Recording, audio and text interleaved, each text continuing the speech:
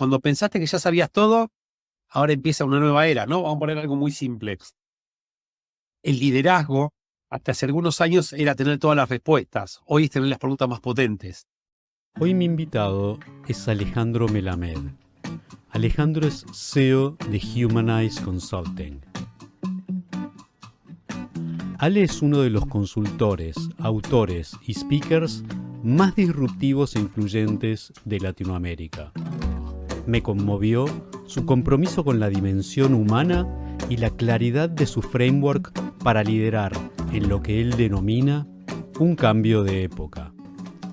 Esto es Fucsia, en donde se encuentran el futuro del trabajo y la inteligencia artificial, porque la innovación está en los bordes.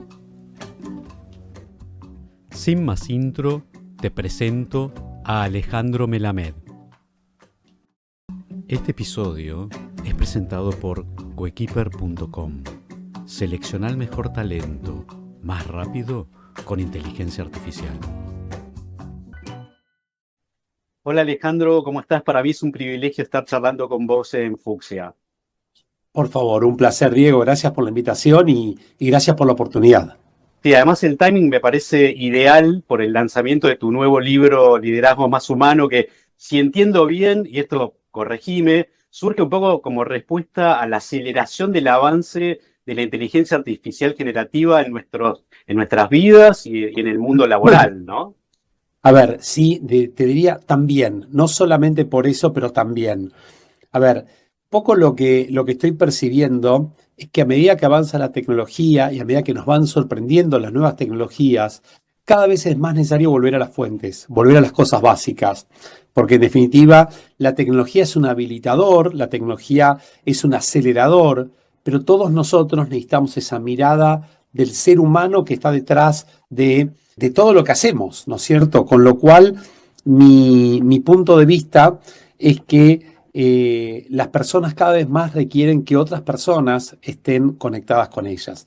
Venimos de un mundo que primero era B2B, business to business, después B2C, business to consumer, y yo creo que avanzamos al mundo age to age, human to human, porque en definitiva, y esto lo hemos discutido más de una vez, detrás de todo proyecto tecnológico hay seres humanos. Y creo que parte de nuestro rol es ver cómo protegemos, cómo cuidamos, cómo conectamos con cada una de esas personas que están detrás de cada proyecto y son los destinatarios de cada una de estas iniciativas. Coincido que es un tiempo desafiante y que vamos a tener que ultimar nuestras capacidades humanas y nuestros valores para navegar este nuevo mundo. Seguro. Si leí bien el libro, de alguna manera es como un marco ético moral, pero también accionable sobre cómo navegar este futuro que se aproxima, ¿no? A ver, yo te diría más que moral, de valores, ¿no? Digamos, y tiene que ver con cuál es nuestro posicionamiento ante cada una de las decisiones que tomamos. Algo que estoy percibiendo es que muchas veces actuamos en piloto automático y muchas veces no nos damos cuenta, y vos que también tuviste responsabilidades grandes corporativas, ¿no? Cuando estamos en las corporaciones, es como que entramos en una aceleración que no nos damos cuenta que si respiramos un poquito y tomamos un poco de perspectiva, y la verdad que podríamos tomar mucho mejores decisiones y podríamos actuar de una manera mucho más sensata. Me hiciste acordar, mira, mientras estaba hablando, cuando hice un programa con Dave Ulrich, que es uno de los gurúes que seguramente nos habrá inspirado a los dos mucho en su momento, había un ejercicio que a mí me impactó mucho, se llamaba ejercicio del 5%. Hice una pregunta y todo el mundo respondía. Entonces después decían, si fueran 5% más honestos, ¿respondería lo mismo? Y todo el mundo empezaba a dudar. Decía, bueno, ahora respondan con 5% más de honestidad. Y te puedo asegurar que cambiaba un montón. La capacidad de cambio humana es bastante lenta, ¿no? Digamos, en comparación con la velocidad que está tomando no solo la tecnología, sino la inteligencia artificial generativa en particular. ¿Cómo ves este desfasaje entre la posibilidad de cambio humano y la velocidad que está teniendo este desarrollo tecnológico? Está buenísimo. Mira, a todo el mundo le encanta hablar de cambio, pero a nadie le gusta cambiar. Y esto es interesante porque todo el mundo habla de cambio y hoy se está viendo un fenómeno que es la fatiga del cambio. Basta, no me hables más de cambio. Ya no quiero escuchar más hablar de cambio, quiero que las cosas sucedan, ¿no? Punto número uno. Y esta fatiga del cambio te lleva a la resistencia del cambio. Ahora, respecto a lo que decías vos, hay un estudio de Deloitte University muy interesante que lo que dice es: la tecnología avanza exponencialmente. Nosotros las personas vamos varios pasos más atrás de esta velocidad en la curva de adaptación a estos cambios que se generan. Las organizaciones van 3 pasos más atrás y las políticas públicas van 5 pasos más atrás. Es decir, que mientras la tecnología sube en un ascensor súper automático, las políticas públicas suben por escaleras. Entonces, todo este mismatch que se produce entre tecnología, personas, organizaciones y políticas públicas genera un desacople que es llamativo y por eso hoy en día se habla mucho del famoso FOBO, ¿no? El Fear of Becoming Obsolete. Este pánico que tienen muchos a quedar obsoleto. ¿Y qué significa? Muchas personas, lo obsoleto es algo que funciona pero no sirve más. Y muchas personas les pasa eso, es decir, siguen funcionando, pero es como yo te diga, no, ¿sabes qué? Sigo utilizando una videocasetera. Sí, está bien. Tengo la mejor videocasetera del mundo. Está bárbaro, pero ya no sirve más eso. Ahora, cuando hablamos de personas, es mucho más impactante, porque sí, ¿sabes qué? Son seres humanos que siguen funcionando, pero lo que hacen, sí, soy tipista, está bien, pero no, nadie utiliza más el tipista, ¿no? Y tantas actividades que han quedado totalmente marginadas. Yo creo que ahí hay una necesidad de comprometernos todos a entender qué significa cambiar. Y otra cosa que no es menor es, cuando todo cambia, ¿qué es lo que no cambia? ¿Qué es lo estable? ¿Qué es lo que te sostiene a través del tiempo, ¿no? Y a mí me parece que es un ejercicio que en esta locura del cambio acelerado no nos damos cuenta de wait, ¿no? Digamos, paremos un poco la máquina. ¿Qué cosas hay que conservar? ¿Cuáles son los límites que no se cruzan? Y en este tema de la obsolescencia, ¿cómo te parece que la inteligencia artificial va a afectar el mundo del trabajo? Sí, a ver, para mí todavía estamos como si tuviéramos el primer celular, el primer teléfono celular que era el zapatófono. Bueno, yo creo que estamos ahí. No sabemos lo que no sabemos. Varias veces lo conversamos y vos me sorprendiste con cosas que podía hacer la inteligencia artificial generativa. Pero es más, te diría, hasta la misma inteligencia artificial generativa va a quedar obsoleta dentro de muy poco, posiblemente, y venga una nueva inteligencia artificial que ni nos imaginamos ni cómo se llama ni qué es lo que puede hacer, ¿no? Entonces, yo creo que lo que va a afectar hoy, por ejemplo, se está percibiendo, es que antes solamente lo veíamos que la tecnología sustituía actividades repetitivas y bajo valor agregado. Y hoy ya no es solamente eso, sino que ya va a actividades complejas, ¿no? Yo creo que hay que tratar de comprender cuál es ese uniqueness, cuál es ese factor único que tenemos los seres humanos que no puede ser reemplazado con la tecnología, que tiene que ver con la sensibilidad, con la empatía, con la compasión, con la influencia, con la innovación. Yo creo que la tecnología hace, pero no tiene conciencia, no tiene sentido común. Y me parece que es ahí donde los seres humanos tenemos un rol crítico, ¿no? Entonces yo lo visualizo más como una complementación entre tecnología y seres humanos, y no es uno o el otro, es uno con el otro, uno a través del otro. Y ahí me parece que sí hay una buena base como para empezar a pensar de manera diferente. Creo que en tu libro vos lo definís como inteligencia aumentada, ¿no? Como, digamos, la Exactamente. resultante de la inteligencia humana más la Sí, inteligencia artificial o no humana, ¿no? exactamente. Es lo que se denomina la IA 3, la inteligencia aumentada, es, como decís vos, la resultante de la IA 1, que es la inteligencia auténtica, que es la humana, más la inteligencia artificial, que es la IA 2. Ahora, eh, el estudio que acaba de salir del Foro Económico Mundial habla muy bien distinguiendo cuáles son las actividades que hoy en día hacen solamente los humanos, cuáles son las actividades que solamente lo hace la tecnología y cuáles son las actividades que hacen humanos con tecnología. Y es interesante ver cómo van cambiando la composición del mercado, ¿no?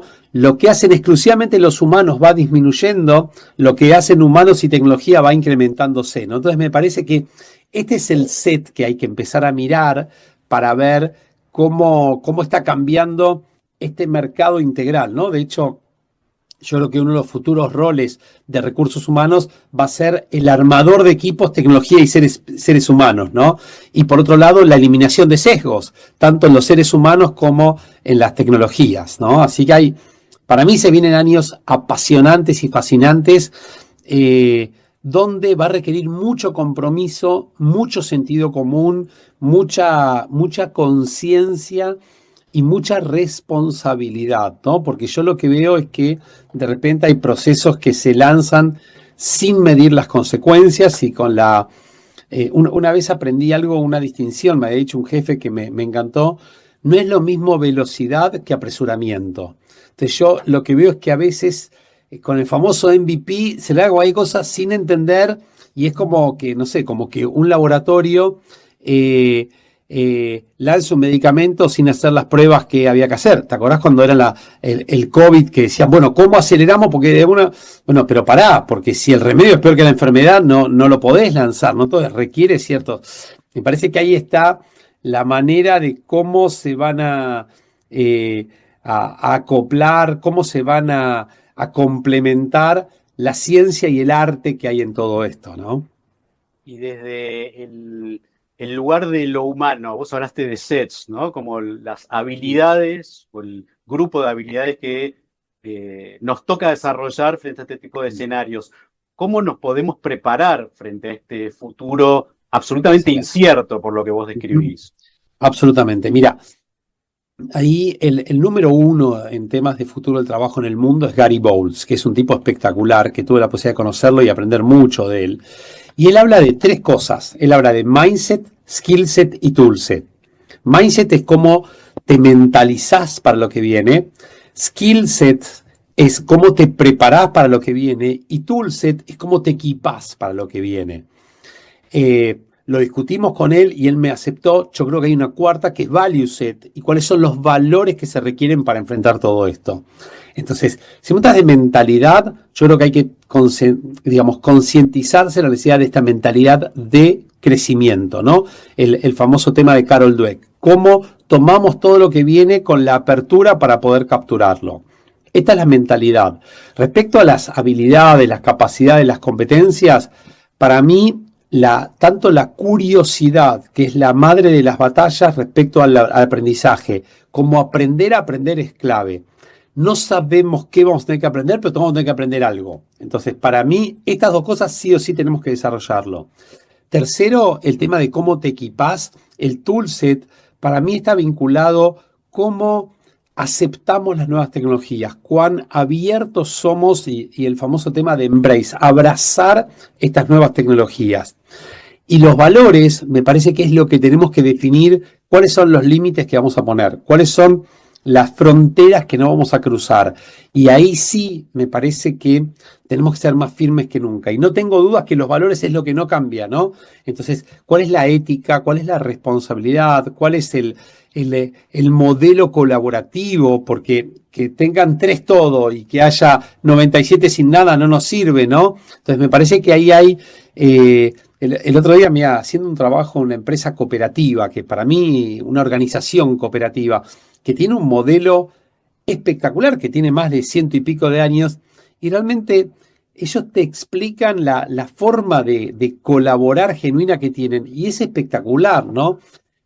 Una vez en un programa en el MIT había un profesor que dijo algo que a mí me impactó. Él dijo: la próxima revolución no será tecnológica, sino la manera como colaboramos entre nosotros.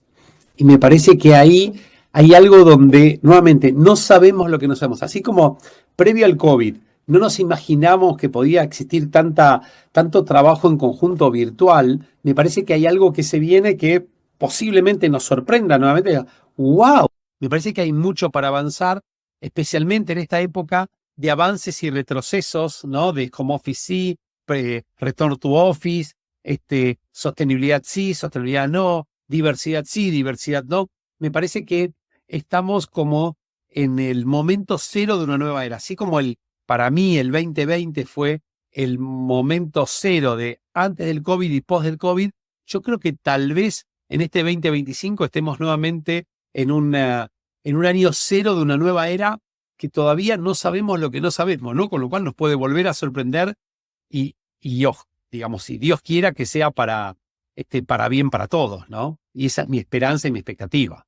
Te pregunto, ¿cuánto este avance está desafiando nuestro set de creencias y nuestra identidad, nuestras identidades? O sea, para mí muchísimo, muchísimo decir. Porque sobre todo me parece que lo que hace replantear es cuando pensaste que ya sabías todo, ahora empieza una nueva era, ¿no? Vamos a poner algo muy simple. El liderazgo, hasta hace algunos años, era tener todas las respuestas. Hoy es tener las preguntas más potentes. Entonces, y te digo también experiencia personal, yo me nutro mucho cuando voy a centros de conocimiento para tratar de conectarme, ¿no?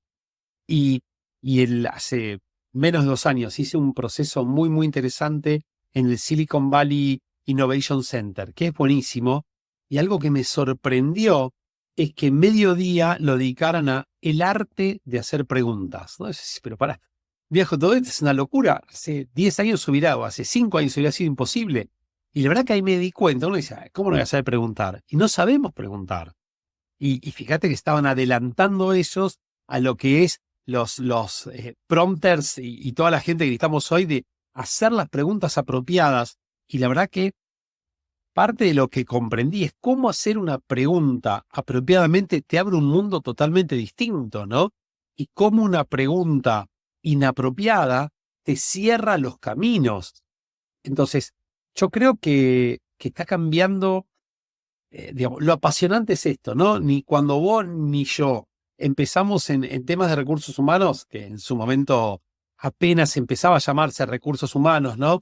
Digamos, nunca nos hubiéramos imaginado que iba a haber los avances que hay, ni que hablar, no sé, de People Analytics o de cosas que se ven hoy. Digamos, la verdad que vos decís, wow, ¿no? Digamos, esto va mucho más allá de la gestión transaccional que en su momento era la actividad del área, ¿no? Y me parece que está avanzando de manera realmente sorprendente, ¿no? Y está buenísimo porque todos aprendemos de todos y lo que antes eran, fíjate algo, donde vos trabajaste y yo trabajé eran en su momento las organizaciones paradigmáticas.